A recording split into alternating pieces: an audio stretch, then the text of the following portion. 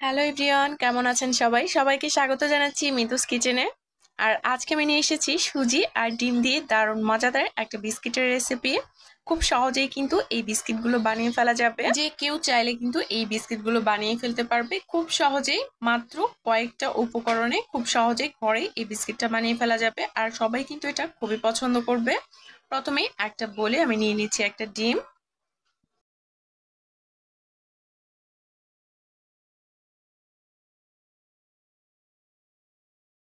আর দিয়ে দিব এখানে 1/3 কাপ পরিমাণ চিনি।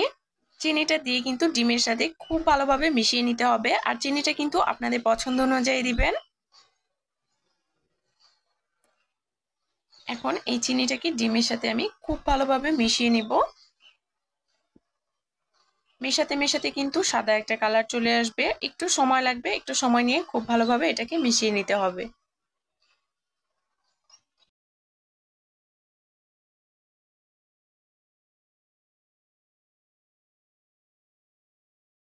আমি কিন্তু প্রায় 15 মিনিটের মতো ডিমটাকে ফেটিয়ে নিয়েছি চিনির সাথে। চিনিটা কিন্তু দানা দানা থাকলে হবে না, অবশ্যই চিনিটাকে খুব ভালোভাবে ফেটিয়ে নিতে হবে ডিমের সাথে। ঠিক এরকম সাদা কালারের চলে এসেছে। এই পর্যায়ে আমি এখানে দিয়ে দেবো সুজি। সুজিটা কিন্তু আমি একবারে দেব না, আমি এখানে 1 কাপ সুজি নিয়েছি। আর প্রথমে আমি হাফ কাপ সুজির মতো দিয়ে খুব ভালোভাবে নেড়েচেড়ে মিশিয়ে নিচ্ছি। পরে কিন্তু আমি আরো হাফ কাপ দিয়ে দিব। এই নাস্তাটা বানাতে কিন্তু খুব বেশি উপকরণ লাগে না, খুবই অল্প সামান্য কিছু উপকরণে কিন্তু এই নাস্তাটা বানিয়ে ফেলা যায়। আর হ্যাঁ, আমি কিন্তু এখানে 1 চিমটি পরিমাণ লবণও দিয়েছি।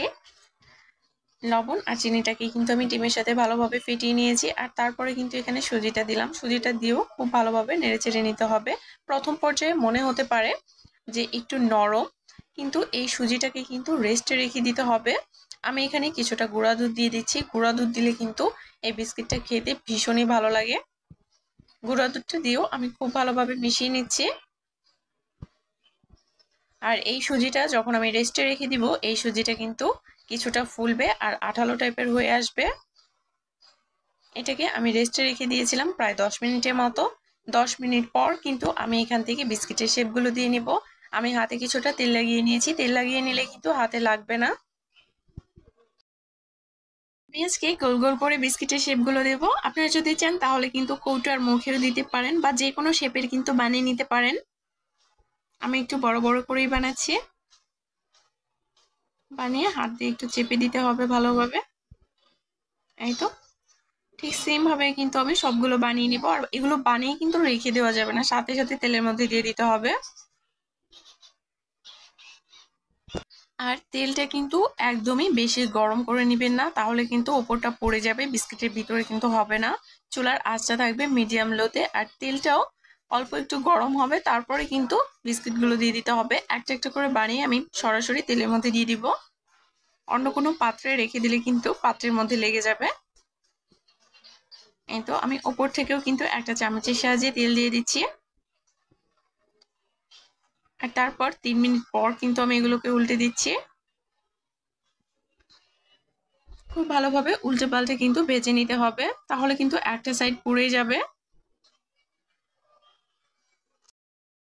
উল্টানোর সময় একটু সাবধানের সাথে উল্টে দিতে হবে, যেন ভেঙে না যায়। আমি কিন্তু একটা চামচের সাহায্যে উল্টে দিচ্ছি। এই তো আমি কিন্তু প্রায় এটাকে 8 মিনিটের মতো ভেজে নিয়েছি। এখন কিন্তু ঠিক এরকম একটা কালার চলে এসেছে। আমি কিন্তু বারবার মধ্যে উল্টে দিয়েছি। আর এখন কিন্তু আমার ভাজাটা একেবারেই কমপ্লিট। আমি এখন এগুলোকে নামিয়ে নিচ্ছি। এই সুজির বিস্কিটগুলো না খেলে বুঝতেই পারবেন না কতটা টেস্টি।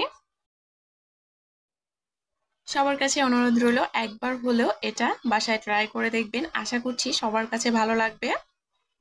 আর ভিডিওটি কেমন লেগেছে অবশ্যই কমেন্ট করে জানাবেন।